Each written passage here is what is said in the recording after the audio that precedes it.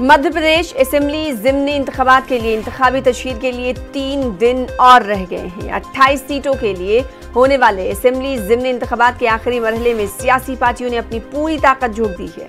सियासी पार्टियों ने आवाम तक अपनी बात पहुंचाने के लिए इंतखाबी मंशूर जारी करने के साथ साथ अपने स्टार कैंपेनर्स की जहां फौज पूरी तरह उतार दी, वहीं एक दूसरे पर इल्जामात की सियासत भी जारी रही।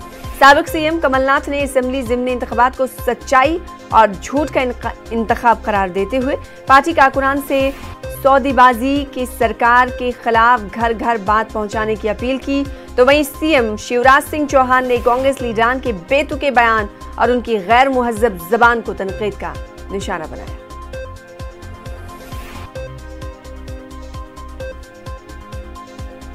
आप सच्चाई और झूठ का है।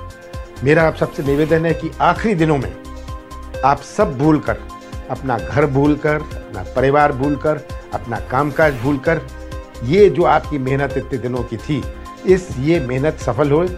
मतदाता तक भी ये बात पहुंचाएं कि किस तरह सौदा हुआ, किस तरह ये बोली से सरकार बनी, और ये चुनाव किसी उम्मीदवार का नहीं है। ये चुनाव मध्य प्रदेश के भविष्य का है, अपने क्षेत्र के भविष्य का है।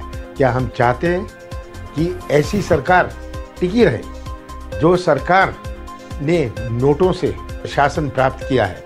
मुझे पूरी उम्मीद है कि आप अगले दिनों में पूरी निष्ठा के साथ आखिरी वक्त तक, मतदान तक आप लगे रहेंगे।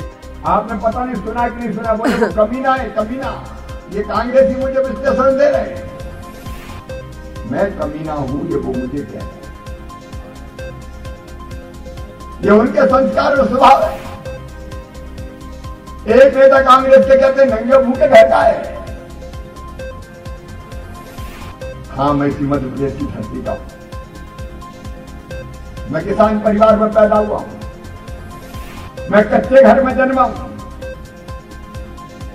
मैं पिछड़ों में पैदा हुआ हूं।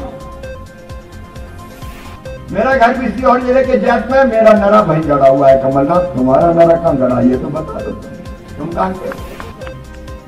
मैं आपसे पूछना चाहता हूं बहनों, चौथी बार जो मुख्यमंत्री है उसको नालायक कहा जा रहा है, उसको कमीना कहा जा रहा है, उसको नंगे भूखे घर का कहा जा रहा है।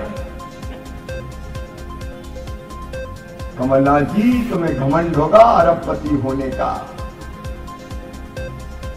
तुम उद्योगपति हो गए, लेकिन मैं ये याद दिलाता हूं मध्य प्रदेश की जनता को,